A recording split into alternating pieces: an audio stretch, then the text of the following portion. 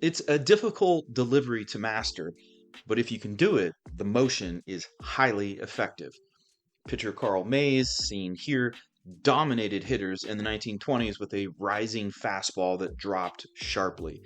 Dan Quisenberry did the same as an elite closer during the 1980s, and Tyler Rogers reminds us of the delivery today.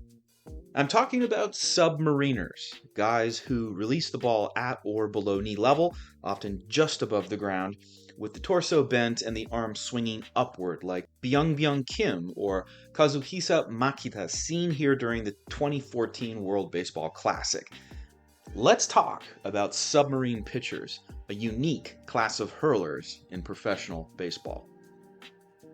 Jack Warup was the first full-time submarine pitcher in Major League history.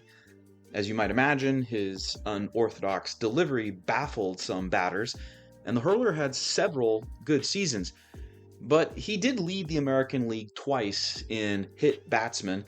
I'm guessing some batters just didn't know when to get out of the way of the unusual pitch.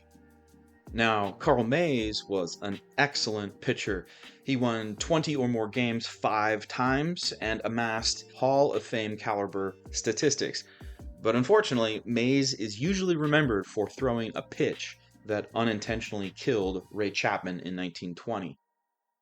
One pattern to mention at this point is the fact that a great number of submarine pitchers turn to the motion after arm injuries. Eldon Ocker's shoulder injuries from playing football is the reason why he switched from sidearm to underhand. And from 1933 to 1942, Ocker was the last big league starting pitcher with a true submarine delivery. Since then, MLB underhanded hurlers have been used in relief roles, often to get guys out from the right or left side and to close out games. Not unlike Eldon Ocker, Ted Abernathy injured his arm in high school, and that pushed him to change his motion from an overhand delivery to a sidearm pitching style.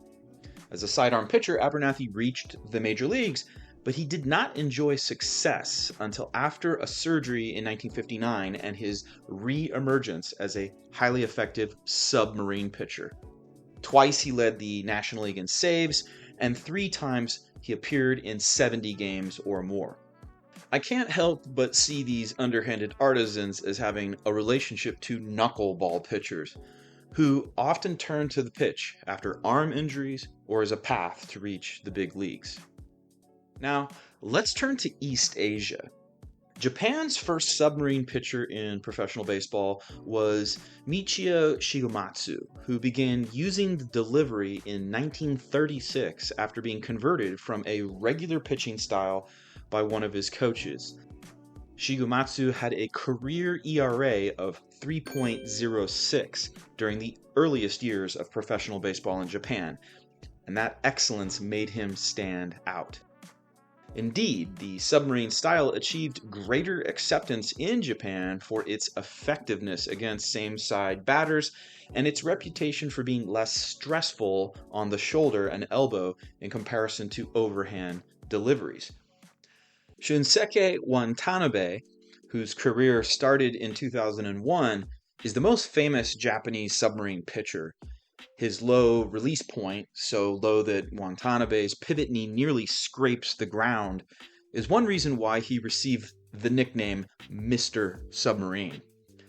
And others have followed his example. Kazuhisa Makita, another prominent submariner, has a similarly low release point and has enjoyed success in both Japan and at the international level. In South Korea, a number of submarine pitchers have enjoyed success. Park Jong-hun is one active submarine pitcher in the Korean baseball organization, and I've already mentioned Byung Hyun Kim, who deployed a nasty slider, sinker, and changeup as a member of the championship Arizona Diamondbacks in 2001. In general, the East Asian baseball cultures show a greater willingness to develop pitchers with unconventional mechanics, but that doesn't mean the submarine pitch is going to disappear from North America anytime soon. Kent Tukulve, whose career began in 1974, did not just have great style and cool sunglasses, He was a durable pitcher who appeared in over 1,000 games and finished his career with a remarkable 2.85 ERA at the age of 42. Tukulve's long career is a reminder that the submarine and knuckleball motions protect arms from injury and allow these players to stay in the big leagues for a long time. Knuckleballers Charlie Huff and Phil Niekro famously stayed in the show until ages 46 and 48, respectively. Dan Quisenberry saved 244 games from 1979 to 1989, and like Tukulve, he was one more reminder to Major League Baseball of the underhand delivery's value. But some people in baseball, scouts and general managers, simply could not take the pitching motion seriously. Michael Lewis's book, Moneyball, and its film adaptation in 2011 highlighted Oakland reliever Chad Bradford as an example of a talented pitcher that the marketplace did not properly value. Here's a memorable snippet from the film itself. Billy, this is Chad Bradford. He's a relief pitcher. He is one of the most undervalued players in baseball. His defect is that he throws funny. Nobody in the big leagues cares about him because he looks funny. This guy could be not just the best pitcher in our bullpen, but one of the most effective relief pitchers in all of baseball.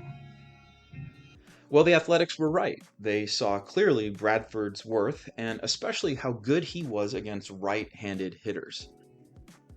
Wrapping up, submarine pitchers are rare.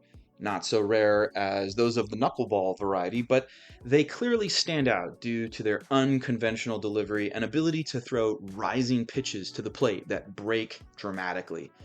In an age of high injury rates for high-velocity pitchers who can throw over 100 miles per hour, one has to wonder if the pendulum might just swing a bit towards pitchers with more finesse, less injury-prone motions, and who don't need 100 miles per hour to get guys out. And let's not forget something else. Submarine pitchers are fun to watch. I want to thank Madoka Swoverlin for helping me with the Japanese language source material. Let me know what you think of this video in the comments, and thanks for watching.